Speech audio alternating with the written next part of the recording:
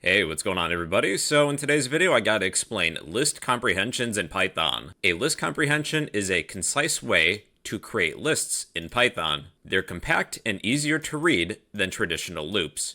Basically, you have to follow this formula. For every value in something that's iterable, meaning you can loop through it, check some condition, then do this expression. So let me give you an example with using a traditional loop. Then you'll be able to see why a list comprehension is useful. We're going to create a list and double the numbers 1 through 10. Doubles equals an empty list.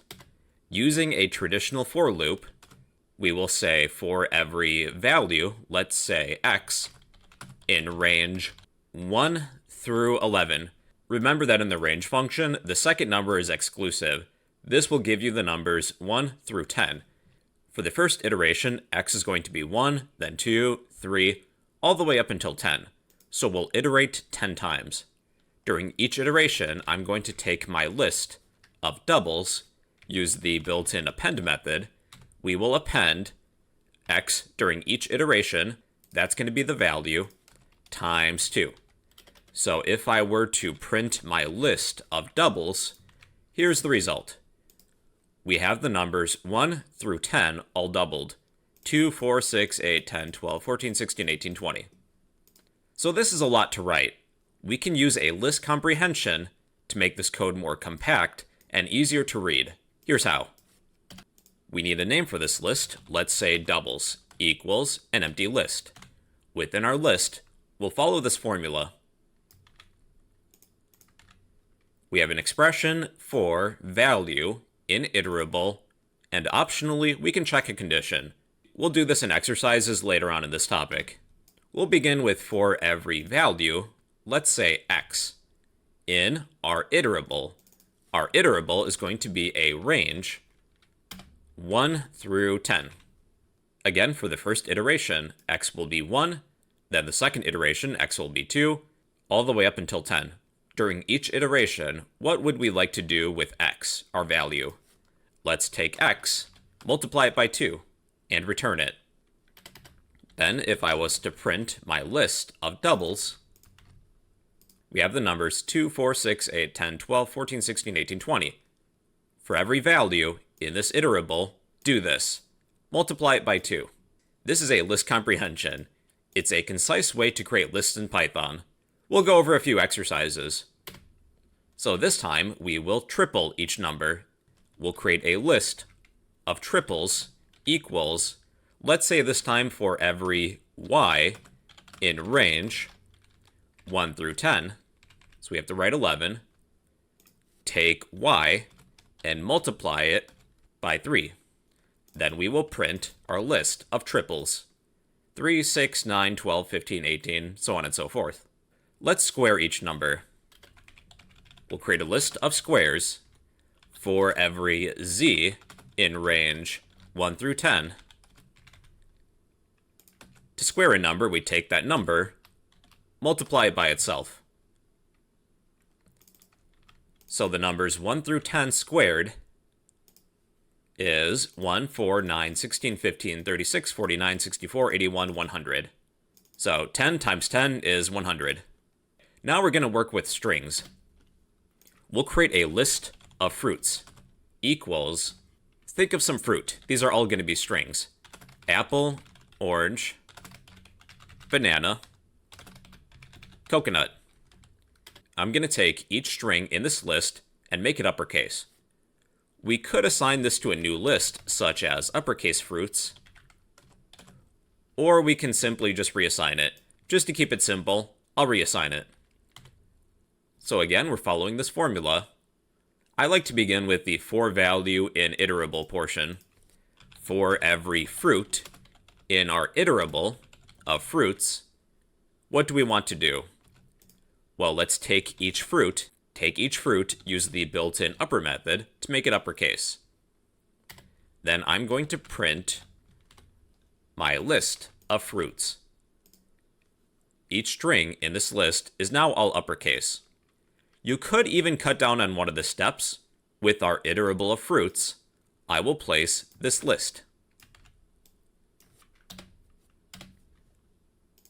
And this does work too, although I do find this a little more difficult to read, but you can take either option. How about instead of making each string uppercase, we'll take the first letter of each string, then put it within a new list.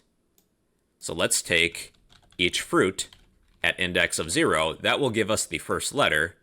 We'll place it within a new list of fruit chars, meaning characters.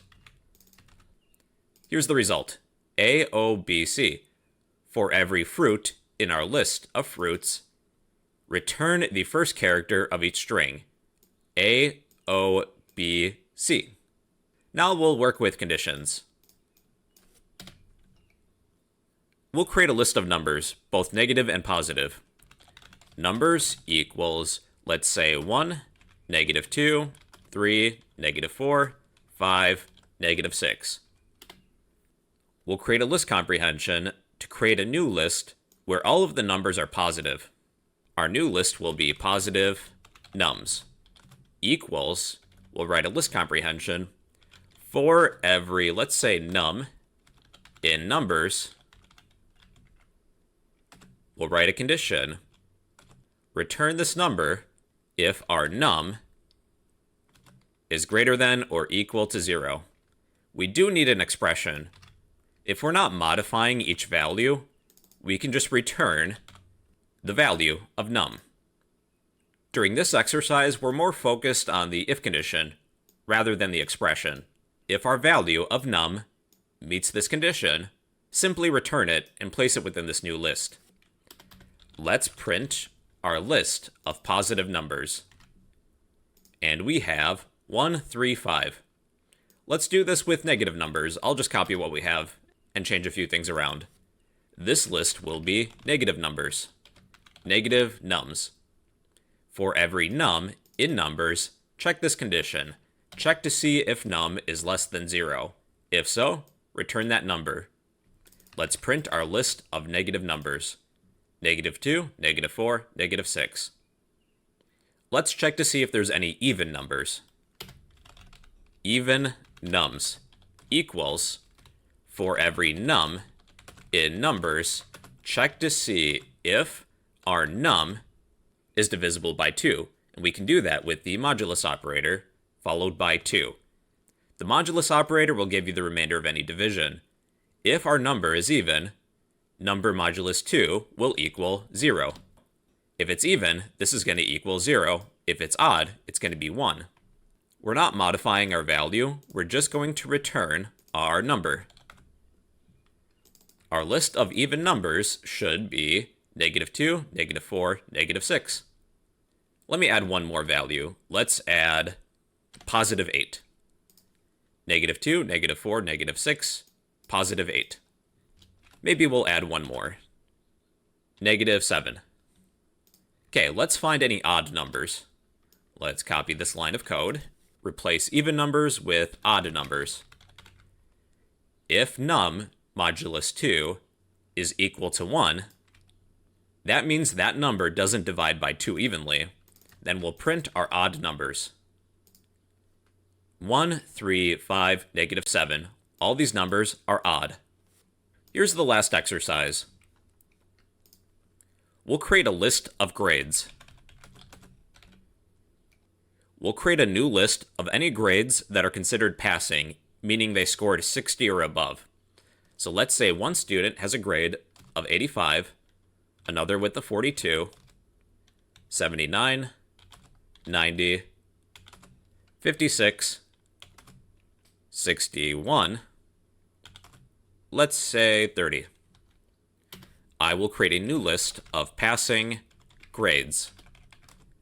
Equals, again, follow this formula. For every grade in grades, check our condition. If our grade is greater than or equal to 60, we will return the current grade. Then let's print our list of passing grades.